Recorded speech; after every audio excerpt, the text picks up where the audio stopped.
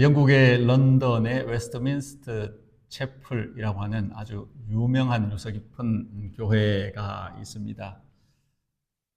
이 교회가 이 개신교 역사에 있어서도 아주 중요한 그런 교회가 되는데, 우리가 뭐 잘 알지는 못해도 들어보셨을 텐데, 이 웨스트민스터 신앙 고백서 혹은 대요리 소요리 문답, 이런 것들이 그 교회 회의를 통해서 그 교회에서 확정되었던 그런 역사를 가지고 있는 교회입니다. 그런데 그 교회에서 목회를 하셨던 목사님들 중에 스펄전 목사님, 목회의 황제라고 불리는 그런 목사님이 계시고, 또 캠벨 몰간이라고 하는 유명한 주경 신학자도 목회를 하셨고, 또 그 뒤를 이어서 마틴 로이드 존즈라고 하는 정말 이 기라성 같은, 저희가 신학교 다닐 때도 이 로이드 존즈 목사님의 그 강해에서는 필독서처럼 이 신학생들 사이에 읽혀졌던 그런 유명한 목사님들이 그 교회에서 목회를 하셨어요. 그리고 뒤이어서 R.T. 켄달이라고 하는 목사님께서 목회를 하셨는데, 이 켄달 목사님도 참 훌륭한 분이세요. 옥스퍼드 대학에서 PhD를 받으신 분이고, 그런데 이 켄달 목사님이 그 웨스트민스터 채플에서 목회를 하실 때 25년간 목회를 하시면서 항상 이제 그 교회를 거쳐갔던 이 선배 목사님들의 그 족적으로 인해서 그는 중압감에 눌려 있었다라고 그렇게 고백을 했다는 겁니다. 단 한 번도 내가 서 있는 강단이 마틴 로이드 존즈 목사님의 것이지 내 것이라는 생각이 들지 않았다 했을 정도로 이 목회적인 중압감이 아주 컸던 것 같아요. 그래서 그는 스펄전처럼 되고 싶어 하기도 하고, 또 로이드 존즈 목사님을 본받고 싶었고, 빌리 그레함과 같은 그런 목회자가 되면 좋겠다는 생각으로 목회를 했는데, 내가 그분들처럼 될 수 없다면 성실하게 아주 착실하게 그렇게 최선을 다하는 그런 사람이라도 되어야 하지 않겠나 하는 그 마음을 가지고 목회를 했다는 겁니다. 그런데 25년 세월을 목회를 하고 나서 이분이 이제 그 후세들의 평가를 받을 때에 아주 훌륭한 목회자로, 또 저술가로, 설교가로 그렇게 인정을 받았다라는 것입니다. 이분의 그 목회 여정을 통해서 그의 말과 또 우리가 배울 수 있는 것이 뭐냐 하면, 우리가 누군가와 비교를 해서 비교급의 인생을 살 필요가 없다라는 것입니다. 하나님께서 나를 그렇게 비교하는 존재로, 비교해서 주눅들거나 혹은 우쭐대거나 하는 그런 존재로 만드신 것이 아니고, 하나님이 나를 최상급의 존재로 지으셨다 하는 것을 꼭 기억하자라는 겁니다. 오늘 말씀의 핵심입니다. 받아합시다. 비교급으로 살지 말고 최상급으로 살아가자. 우리 옆에 분에게 말합시다. 꼭 그렇게 삽시다. 누군가와 비교를 하거나 또 비교를 당하는 것은 굉장히 그 사람의 인생에 있어서 마이너스가 되는 것입니다. 멀쩡한 사람도 이 비교라는 그 관념, 그 덫에 딱 채이는 순간 그때부터 인생이 불행해지기 시작합니다. 우리가 잘 아는 성경의 인물 사울은 이스라엘의 초대 임금입니다. 하나님께서 많은 사람들 중에서 이 사울을 뽑아서 임금으로 삼으신 데는 이유가 있었겠죠. 그는 아주 겸손한 사람이었고, 또 외모도 출중한, 인물이 잘난 왕으로 세워서 전혀 손색이 없을 그런 사람이었습니다. 그래서 백성들도 아주 좋아했고 또 정치도 잘 했습니다. 그런데 이 사울의 인생이 무너지는 사건이 발생합니다. 무엇입니까? 무슨 큰 병에 걸린 것도 아니고 전쟁에 패한 것도 아닌데 왜 그의 인생이 무너지기 시작했느냐? 다윗을 만났기 때문입니다. 다윗과 비교하고 다윗에 대해서 열등감을 가지기 시작하는 그때부터 이 사울의 인생은 무너진 것입니다. 다윗이 골리앗을 무찌르고 전쟁에서 돌아왔을 때에 여인들이 나와서 사울은 천천히고 다윗은 만만이다 하고 노래를 부르는 그 노래 소리가 들려오는 그 순간부터 이 사울은 분노에 사로잡히고 또 복수심에 불타오르는 초라한 인생이 되고 만 것입니다. 아니, 다윗은 목동 아닙니까? 다윗은 그저 일개 자기의 수하에 있는 부하에 불과한 것입니다. 왜 다윗을 만나서 인생이 무너져야 됩니까? 다윗과 비교하고 다윗 때문에 열등의식이 생기고 그때부터 이 사울의 생각 속에는 오로지 다윗이 떠나질 않습니다. 뭐 다윗이 자기를 괴롭혔습니까? 자기를 저주했습니까? 나쁜 루머를 퍼뜨렸습니까? 전혀 그런 것 없거든요. 그런데도 이 사울은 다윗을 미워하고 다윗을 죽이려고 그의 남은 인생을 허비하고 말다가 결국은 그가 죽고 마는 비참한 신세가 되고 말았습니다. 우리가 다윗과 같은 사람을 만나면 어떻게 해야 될까요? 비교하고 열등감 느끼고 미워하고 시기하고 그럴 이유가 전혀 없습니다. 그런 훌륭한 사람을 만났으면 어떻게 해야 됩니까? 친구가 되어야 됩니다. 요나단과 같이 다윗과 절친이 되어야 하는 것입니다. 그런 좋은 훌륭한 자질을 가진 사람이 우리 주변에 있다면 우리는 그 사람과 친구가 되어서 그와 함께 시간을 보내고 이야기를 나누고 그의 철학을 배우고 그를 닮아가려고 노력을 해야 되는 것입니다. 사울은 얼마든지 이 다윗을 자기의 수족처럼 부릴 수 있었어요. 천부장까지 삼았어요. 그렇다면 이 다윗이 가는 곳마다 이기고 또 잘되게 만들고 그런 사람이라면 이 사울에게 아주 훌륭한 도움이 될 수 있었을 텐데 이 비교하는 그런 의식에 딱 사로잡히는 순간 이 사울의 인생은 망하고 말았다라는 것입니다. 모세를 본받는 것은 좋지만 성경에 모세가 있는데 훌륭한 사람이다. 나는 모세처럼 되어야 돼.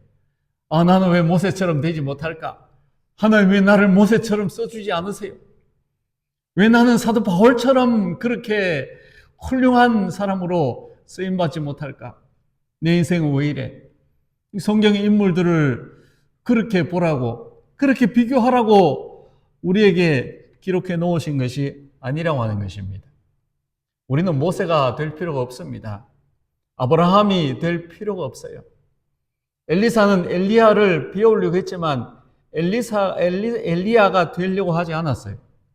예수님의 제자들이 예수님을 따라다니면서 주님의 말씀을 듣고 주님의 가르침을 받고 배우고 그렇게 했지만 내가 예수가 되어야 되겠다 생각한 제자들은 없었어요. 그렇게 예수가 되어야 되겠다 하는 사람들은 뭐가 돼요? 이단이 되는 것입니다. 적 그리스도가 되고 마는 거예요.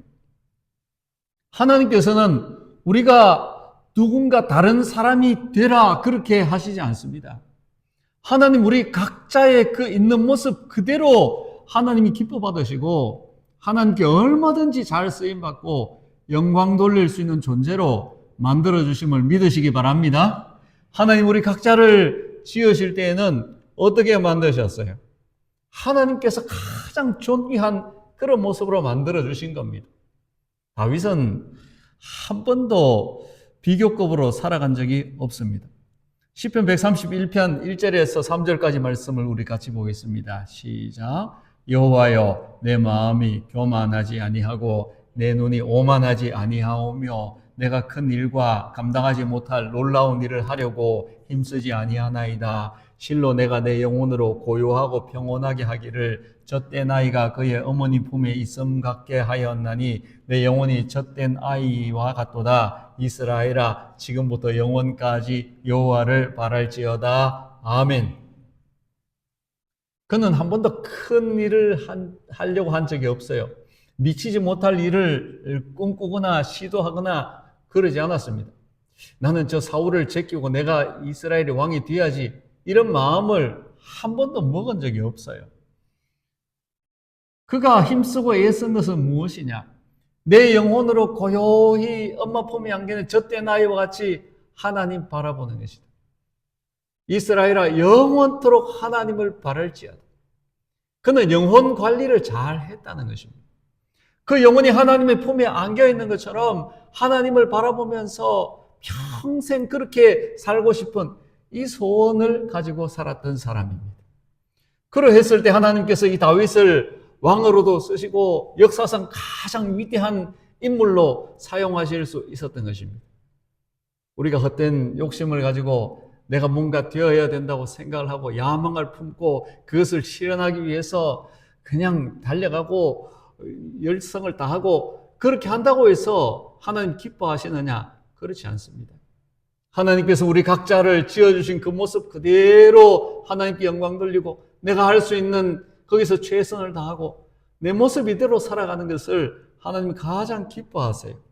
하나님은 우리를 지으실 때에 우리를 어떤 모델을 사용해서 지으셨느냐? 창세기 1장 27절 8절 한번 보겠습니다. 시작. 하나님이 자기 형상 곧 하나님의 형상대로 사람을 창조하시되 남자와 여자를 창조하시고 하나님이 그들에게 복을 주시며 하나님이 그들에게 이르시되 생육하고 번성하며 땅에 충만하라 땅을 정복하라 바다의 물고기와 하늘의 새와 땅에 움직이는 모든 생물을 다스리라 하시니라. 아멘. 누구하고 비교하고 열등의식 가지고 우월감 가지고 그러지 말라는 것입니다. 닮으려면 누구를 닮으라 했습니까? 나를 닮으라는 것입니다. 우리가 우리의 형상대로 사람을 만들자 했잖아요. 우리는 하나님을 닮은 존재로 지원받았어요. 받아봅시다. 나는 하나님을 닮았다. 그렇기 때문에 우리가 본받고 그렇게 되기를 원하는 대상이 있다면 하나님을 바라보는 것입니다. 그러면서 하나님의 선하심과 하나님의 인자와 자비와 길이 참으심과 그 하나님의 사랑 이런 것들을 우리가 하나님을 바라보면서 하나님의 성품을 본받으려고 노력을 하면 된다는 겁니다. 그래서 하나님께서는 우리에게 비교 불가의 그런 대상을 본받고 닮을 수 있도록 해놓으셨는데 이미지 오브 갓, 하나님의 형상 그 자체를 우리 속에 담아주셔서 우리가 하나님을 바라보면 하나님 우리 아버지시기 때문에 그 아버지를 닮아갈 수 있도록 지어 놓으셨다는 겁니다. 그런 우리가 어떤 사람을 보면서 왜 나는 저 사람처럼 되지 못할까? 왜 저 사람이 가지고 있는 능력은 내게 없을까? 저희가 하는 일을 왜 나는 못해? 할 필요가 없다는 거예요. 하나님을 바라보면서 우리는 하나님을 닮아가는 존재로 지원받았음을 믿으시기 바랍니다. 오늘 성경은 이렇게 말씀해요. 하나님께서 각 사람에게 나눠주신 믿음의 분량대로 생각하라. 3절 한 번 더 읽어봅시다. 3절 시작. 내게 주신 은혜로 말미암아 너희 각 사람에게 말하노니 마땅히 생각할 그 이상의 생각을 품지 말고 오직 하나님께서 각 사람에게 나누어 주신 믿음의 분량대로 지혜롭게 생각하라. 아멘. 받아합시다. 믿음의 분량대로. 다윗이 골리앗을 향해서 나가지 않습니까? 골리앗을 향해 나갈 때에 이 다윗은 믿음이 있었어요. 믿음. 하나님 나와 함께 하신다. 적을 하나님께서 무찔러 주실 것이다. 그런 믿음을 가지고 나갔거든요. 성경에 훌륭하게 쓰임받은 사람들이 뭘 키웠느냐? 믿음의 분량을 키운 거예요. 자기 육체적인 근육을 키운 것이 아니고 실력을 키운 것이 아니라 믿음의 분량을 키웠다는 것입니다. 그렇다면 하나님께서 지금 내가 가지고 있는 이 믿음의 분량, 그것을 가지고 열심히 최선을 다하는 기뻐하시는 거예요. 2살짜리, 1살짜리 이런 아이에게 여러분이 기대하는 것이 있다면 무엇이겠습니까? 그냥 건강하면 되는 거예요. 빵긋빵긋 웃고 잘 먹고 잘 싸고. 저희가 이제 이 손주들 잘 있는지 확인할 때 뭐 묻느냐? 어젯밤에 잘 잤나? 똥 쌌나? 뭐 밥 잘 먹나? 이런 거 묻지 다른 거 물을 필요 없어요. 하나님께서 우리를 보실 때 그 한두 살 어린아이보다 우리는 더 작고 미련하고 보잘것없는 존재예요. 그래서 하나님께서 우리를 보시고 하는 기대가 뭡니까? 그냥 하나님 앞에서 빵긋빵긋 웃고 하나님 사랑해요, 하나님 찬양하고 기뻐하고 내 영혼아 하나님을 바라보아라, 내 속에 있는 것들아 다 주를 찬양하라, 그런 모습으로 살아가는 그것을 하나님이 가장 기뻐하신다는 것입니다. 여기 믿음의 분량이라고 있는데 이 분량이라고 하는 것이 measurement, 메트론이라는 단어인데 이 제한, limit이라는 그런 뜻도 있어요. 그러니까 네가 할 수 없는 것, 알지 못하는 것, 그 자꾸 넘어가지고 그것을 하려고 욕심 부리지 말라는 것입니다. 하나님께서 나에게 정해준 그 분량, 한계가 있다는 거예요. 그 안에서 얼마든지 행복하게 믿음으로 살아갈 수 있다는 말씀입니다. 지난주일에 말씀드렸죠. 이 가정에 아주 이 가훈, 기가 막힌 뭘 더 바래, 뭘 더 바래. 우리가 하나님을 향해서 다 주셨기 때문에 뭘 더 바래. 뭐 더 바랄 게 뭐가 있어. 더 주시면 감사하고. 이런 마음 가지고 행복하게 살아가면 하나님께서 우리를 보실 때 또 어떻게 보시느냐. 너 있는 그대로면 돼. 내가 너에게 뭘 더 바라겠어. 그러니까 너는 나를 기쁘시게 하는 자로 살아가면 되는 거야. 우리의 영혼, 우리 한 사람 한 사람의 모습, 우리가 하나님을 향해서 가지고 있는 그 마음이 하나님을 기쁘시게 하면 그것으로 우리는 최고의 인생을 살아가는 것입니다. 주님 한 분만으로 나는 만족해. 나의 모든 것 대신 주님 찬양해. 이런 찬양이 정말로 내 속에서 진정한 고백이 되어서 흘러나올 수 있다면 하나님이 그 모습을 기뻐하시는 줄로 믿으시기 바랍니다. 어거스틴은 말하기를 하나님은, 우리 같이 읽어봅시다. 시작. 하나님은 이 세상에 당신 말고는 사랑할 대상이 없는 것처럼 당신을 사랑하신다. 아멘. 이런 구절은 여러분 꼭 기억하세요. 이 지구촌에 75억, 80억 인구가 살아가고 있는데 우리가 생각할 때는 그 수많은 사람들 중에 하나님 특별하게 좋아하는 사람이 있을 거야. 특별한 관심과 또 은혜를 베푸는 그런 사람이 있을 거야. 아니라는 것입니다. 그 75억, 80억 인구 중에서 하나님 나밖에 없는 것처럼 그렇게 날 사랑한다는 겁니다. 우리가 자녀를 볼 때 그런 마음을 가지고 있잖아요. 아이들이 많이 있고 막 거기서 뛰어놀고 그래도 내 아이만 시선이 가고 축이 가고 그 아이의 목소리가 들려오면 귀가 쫑긋 세워지는, 하나님이 나를 이 세상에 나밖에 없는 것처럼 그렇게 사랑하신다는 거예요. 이런 믿음은 우리가 꼭 붙들어야 하는 것입니다. 그것은 무엇을 말합니까? 나의 열심이나 어떤 성취나 나의 업적이나 공로나 그런 거하고 관계가 없다는 말입니다. 내 자식이기 때문에, 내가 자녀 삼았기 때문에, 내가 피를 흘려서 구속하였기 때문에 가장 귀한 존재다. 하나님이 가지고 계신 그 마음이라는 거예요. 우리는 나는 못나서, 나는 잘하는 게 없어서, 나는 자꾸 실수하고 죄도 짓고 부족하고 그렇기 때문에 하나님이 나를 사랑하시지 않을지도 몰라. 어쩌면 하나님이 나를 잊어버리셨을지도 몰라. 이런 마음 가지는데 결단코 그렇지 않다는 것입니다. 여러분, 그 자식들이 여러 명 있다고 그러면은 그 중에 아픈 손가락 하나 있을 수 있잖아요. 그러면 부모의 마음이 어디로 갑니까? 그 좀 못나고, 그리고 뭐도 잘 안 되고, 다른 형제 자매들에 비해서 부족하고 덜 떨어져 있는 그 자식에게 마음이 가는 것처럼 하나님의 마음도 그러시다는 겁니다. 그래서 우리의 부족함과 허물, 하나님이 정해놓으셨을 법한 그런 기준에 우리가 자꾸 맞추려고 하지 않아도 된다는 거예요. 그저 내 마음속에 주님 사랑해요. 내 온 마음과 정성 다해서 지금 내가 올려드리는 찬양 하나님 기쁘게 받아주세요. 이 예배의 자리에 앉아있는 나의 이 예배 하나님 기쁘시게 하면 좋겠어요. 그런 마음 가지고 살아가면 하나님 여러분 한 사람 한 사람을 가장 귀하게 아름답게 보시는 줄로 믿으시기 바랍니다. 고린도전서 12장 22절 23절 말씀 같이 봅시다. 시작. 그뿐 아니라 더 약하게 보이는 몸의 지체가 도리어 요긴하고 우리가 몸에 덜 귀히 여기는 그것들을 더욱 귀한 것들로 입혀주며 우리의 아름답지 못한 지체는 더욱 아름다운 것을 얻느니라. 아멘. 우리 몸에 제일 약한 부분이 어딜 것 같아요? 뇌라고 그래요. 뇌. 이 뇌는 꼭 그 연두부처럼 그렇게 되어 있다고 그럽니다.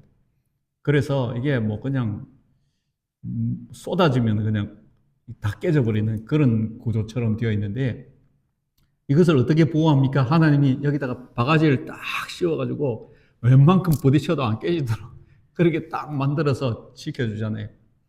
우리 몸에 약한 것들은 이런 심장 같은 갈비 뼈가 이렇게 탁 싸고 있는 것처럼 하나님께서 연약한 우리, 정말 깨질 것 같은 그런 우리 눈동자처럼 지키셔. 우리가 눈동자가 이게 얼마나 소중하고 약해요. 그런데 이 안에다 탁 집어넣어가지고 이 꺼풀이 왔다 갔다 하면서 물도 주고 또 막아주고 하는 것처럼 하나님 그렇게 우리를 보호하신다는. 그러므로 나의 연약함은 하나님 앞에 전혀 문제가 되지 않습니다. 나의 모자람은, 나의 어리석음은 doesn't matter. 하나님께서 그것 보시고 나를 평가하시고 너는 불합격 이렇게 하시지 않는다는 것입니다. 여러분, 이 말씀이 얼마나 우리에게 큰 위로가 됩니까? 그러므로 우리는 소망이 있는 것입니다. 얼마든지 하나님을 기쁘시게 할 수 있는 그런 존재로 살아갈 수 있다는 겁니다. 다윗이 골리앗 치러 나간다 하니까 사울이 불러가지고 야, 네 양치기 목동이 네가 뭐 하겠느냐?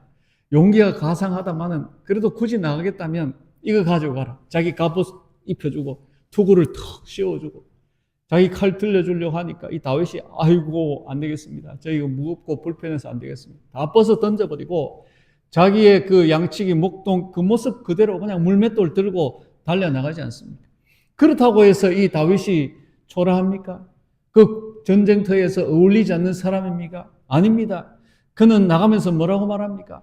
골리앗을 향해서 너는 칼과 단창으로 나오지만 나는 네가 모욕하는 이스라엘의 하나님 만군의 여호와의 이름으로 간다. 전쟁은 하나님께 속한 것이다 하고 달려나가서 그 골리앗을 쓰러뜨린 줄로 믿으시기 바랍니다. 무엇입니까? 믿음의 분량입니다. 눈에 보이지 않지만 사람들은 알지 못하지만 내 속에 있는 이 믿음의 분량을 키우고 갖고 나가면 하나님께서 나를 통해서 얼마든지 쓰시고 영광을 받으신다는 말씀입니다. 우리는 각자 은사가 다릅니다. 로마서 12장 6절 8절 본문 뒤에 있는 6절 8절을 우리 봅시다. 시작. 우리에게 주신 은혜대로 받은 은사가 각각 다르니 혹 예언이면 믿음의 분수대로 혹 섬기는 일이면 섬기는 일로 혹 가르치는 자면 가르치는 일로 혹 위로하는 자면 위로하는 일로 구제하는 자는 성실함으로 다스리는 자는 부지런함으로 긍휼을 베푸는 자는 즐거움으로 할 것이니라. 아멘. 여기 이제 은사들이 쭉 나오거든요. 그래서 고린도전서 12장, 13장, 14장 여기도 보면 은사들이 많이 나와 있습니다. 이런 여러 가지 수십 가지 은사들이 소개되고 있는데 거기 보면은 뭐 가르치는 일, 뭐 예언하는 일, 믿음의 은사 뭐 이런 것들도 있지만 긍휼을 베푸는 사람, 또 돕는 사람, 봉사하는 사람, 섬기는 사람 이런 은사들 똑같이 다루고 있어요. 그래서 우리 성도들에게 주어진 역할이 강단에서 말씀을 전하는 자나 또 청소를 이렇게 하는 사람이나 봉사하는 사람이나 똑같다는 것입니다. 각자에게 주어진 역할만 다르다는 거예요. 하나님께서는 각자에게 주어진 이 믿음의 분량 그리고 은사 그것을 따라서 거기에 최선을 다하느냐 안 하느냐 그것을 볼 뿐이지 어떤 은사는 귀하고 어떤 은사는 하찮는 것이 아니라는 것입니다. 한 달란트 가진 사람에게 하나님 한 달란트만 남기면 된다 하시지 너는 10달란트를 남겨야 된다라고 말씀하시지 않습니다. 하나님께 필요치 않은 사람은 한 사람도 없습니다. 하나님이 하찮게 여기는 사람은 없다고는 사실입니다. 그러므로 우리는 나에게 주어주신 그 믿음의 분량대로 즐거이 기쁘게 감사함으로 섬기면 되는 줄로 믿습니다. 왜 시기심이 생기느냐? 헛된 야망 때문입니다. 믿음의 분량대로 하지 않으면 잘못된 욕심이 생겨나게 되어 있습니다. 내 한계에 대해서 알아야 됩니다. 내 능력에 대해서 알아야 됩니다. 하나님 내게 주신 것에 대해서 알고 인정해야 돼요. 그 테두리 안에서 할 수 있는 것을 즐겁게 하면 되는 것입니다. 기쁨으로 하면 돼요. 자원해서 하면 하나님이 기뻐하시는 것입니다. 이 언약교회를 세운 목사님이 계시다면 또 이렇게 이쪽으로 옮겨온 그런 목사님 계시고 그동안 지나간 목사님들이 말씀으로 또 섬김으로 성도들을 목양으로 돌보면서 역할을 했다면 지금은 저를 하나님이 불러서 여기에 세워서 여러분들을 섬기고 함께 교회를 세워나가는 그 역할을 하시는 거예요. 역할이 각자가 다를 뿐입니다. 제가 조용기 목사가 될 필요가 없는 것입니다. 하나님은 저를 이곳에서 지금 쓰고 있다는 이 사실에 감사하면서 기쁨으로 순종하면 되는 것입니다. 다른 사람에 대해서 비교하거나 우월감, 열등감 가질 필요가 전혀 없어요. 베드로가 예수님께서 네가 지금 젊어서 띠띠고 네가 원하는 것으로 다니지만 앞으로 네가 팔을 벌리게 될 건데 그러면은 사람들이 너를 원치 않는 곳으로 데려갈 것이다. 이것은 베드로가 순교당할 것을 말씀하신 것이라 해석을 했습니다. 그랬을 때 이 베드로가 갑자기 질문을 하는 겁니다. 주님, 그러면 저 요한은 앞으로 어떻게 되겠습니까? 그러니까 주님 뭐라 하십니까? 그건 네가 상관할 바가 아니다. 요한을 내가 어떻게 쓰든지 어떻게 하든지 그 관심 가지지 말고 너는 너에게 주어진 일에 최선을 다하면 된다. 그렇게 말씀하셨어요. 하나님께서 만들어주신 나, 태어나게 하신 환경, 나의 부모, 가족, 그리고 함께 더불어 살아가는 사람들, 또 내게 있는 성향이나 은사나 기질이나 습관, 건강, 어떤 것들은 마음에 들지 않을 수도 있습니다.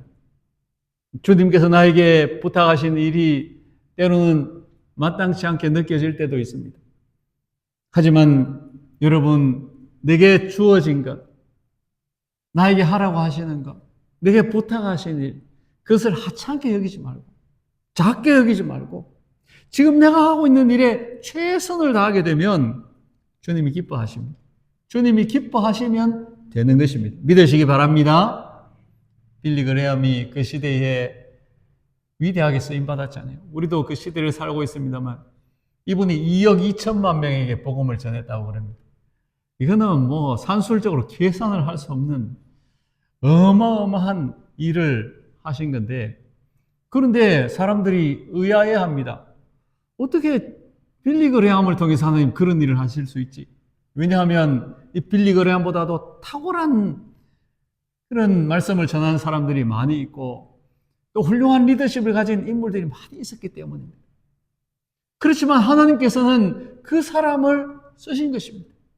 그의 학벌이라든가 경력이라든가 이런 것들은 뛰어나지 않아도 하나님께서 그를 그렇게 사용하실 수 있는 그의 분량이 있었다라고 하는 겁니다. 리처드 백스터는 말합니다. 우리 같이 읽어볼까요? 시작. 낮은 곳에서 수고하는 성도들이여 천상의 왕을 경배하라. 앞으로 나아갈 때에 즐거운 찬송을 부를지어다. 좋은 때나 병들었을 때나 살아있는 자는 누구나 그분이 주시는 것을 받으며 그분을 여전히 찬양할지어다. 아멘. 무엇을 말합니까? 우리는 지금 하나님을 섬기고 있다는 겁니다. 내가 하는 일이, 이 작은 봉사가, 나의 섬김이 나의 왕 하나님을 섬기는 일이라는 겁니다. 그렇기 때문에 그것을 다른 사람과 비교해서 하찮은 일이라고 그렇게 생각하지 말라는 거예요. 이것은 영광스러운 일입니다. 아름다운 사명입니다. 그것을 하나님이 받으시는 것입니다. 나의 예배와 나의 찬양과 나의 기도와 나의 섬김과 수고는 하나님께 드려지는 것입니다. 그러므로 우리는 최선을 다할 분명한 가치가 있는 것입니다. 저희 아버님이 그러셨어요. 세상에 너무 인정받으려고 그러지 마라. 하나님께 100점 받는 게 제일 좋다.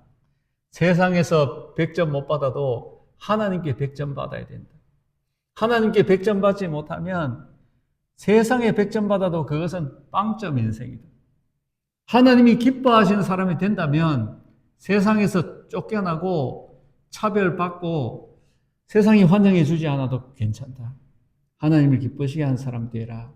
내가 살아보니까 예수님 십자가 부활의 복음 그보다 더 좋은 것 없더라. 우리 아버님 그렇게 늘 말씀하셨어요. 내게 주신 믿음의 분량대로 하면 주님께서 잘했다, 착하고 충성된 종아 인정해 주실 것입니다. 비교급으로 살아가지 말고 여러분 최상급으로 살아가십시오. 우리에게는 영적인 자부심이 있어야 됩니다. 요즘 아이들 보면 아주 거침이 없어요. 이런 이야기가 조건데 있어요. 4살짜리 아이하고 3살짜리, 4살짜리는 남자이고 3살짜리 여자인데 서로 옆집에서 살았어요. 둘이 이렇게 자주 만나서 소꿉놀이도 하고 이러다 보니까 아주 친해졌어요. 그래서 우리 자기 하자 해가지고 서로 이제 애인이 되었어요. 3살, 4살. 4살짜리 이 남자애하고 3살짜리인데 이 남자애가 어른들이 보는 드라마 보다가 이 뽀뽀하는 걸 봤어요. 그래서 나도 한번 해보자 하고는 이 3살짜리 여자아이에게 기습 뽀뽀를 해버렸습니다. 그러니까 이 아이가 엉엉 울더니 큰일 났다고 오빠 나 책임져 이렇게 말하니까 4살짜리 아이가 3살짜리 아이 보고 야 우리가 한두 살 먹은 애냐 걱정하지 마 이 오빠가 책임질 거야. 우리가 이 세상을 살아갈 때 주눅 들게 하는 것도 많고 자꾸만 자신이 초라하게 느껴질 때도 있고 이제 나이가 들어가다 보면 난 도대체 한 일이 뭔가 싶은 그런 생각이 들 때도 있을 거예요. 그럴 필요 없어요. 그 나이에 맞게 그 스테이지에 맞게 우리 인생의 주기에 맞게 하나님은 우리가 하나님을 향해서 가지고 있는 그 마음을 보시고 내가 하는 그 작은 수고와 섬김 그것을 보시고 하나님은 우리를 가장 기뻐하신다는 사실입니다. 저는 목회자의 아들로 자라났기 때문에 이 목회자의 가정에서 뭐 사택도 교회 안에 있고 주말 되면 그냥 막 저희 그 집은 교인들이 다 차지하고 그렇게 살았는데 그러다 보니까 또 목회자의 장남이고 해서 늘 이제 목사님 아들이 이런 소리를 이제 자주 들어요. 제가 가만히 생각해 보니까 이러다가는 내 인생이 큰일 나겠다 싶어가지고 눈치 안 보고 살아야 되겠다. 할 말 다 하고 하고 싶은 대로 다 하고 그러나 교회에서 모든 활동에 열심히 참여하고 그렇게 생활을 했어요. 그렇게 딱 목표를 정해놓고 그냥 당당하게 뭐 어떤 때는 욕을 먹기도 하고 목사님 아들이 그래야 되겠 목사님 아들은 뭐 어때야 되는데 그렇게 하면서 살았더니 목회자가 되는 것, 목사가 되는 것도 그렇게 어렵지 않았어요. 여러분, 우리는 하나님의 자녀들입니다. 하나님의 아들, 딸들입니다. 하나님께서 우리밖에 없는 것처럼 우리를 그렇게 존귀하게, 귀하게 여기는 사람들이에요. 올 한 해 벌써 1월 마지막 주일입니다. 이렇게 시간이 빨리 갈 줄 참 몰랐죠. 근데 저는 이 신년벽도에 들어서 동서남북을 바라보라. 아브라함의 하나님, 가는 곳마다 예배드리면서 제단을 쌓았더니 하나님이 온 세상이 이 아브라함의 이름 아래 들어오게 만들어주신 그런 역사가 일어나고 은혜의 상승 기류를 타고 하나님의 세계에서 하나님의 그 은혜를 누리면서 그 창공을 활공을 하고 그러나 우리는 현재라는 시간 속에 과거는 하나님이 다 해결해 놓으셨고 미래는 준비해 놓으셨으니까 최선을 다해서 내게 주어진 믿음의 분량대로 하루하루 하나님을 기쁘시게 하는 자로 살아가게 되면 하나님께서 나를 가장 귀하게 보시고 칭찬하시고 복 주시고 올 한 해도 내 손 붙들고 승리자로 살아가게 하실 줄로 믿습니다.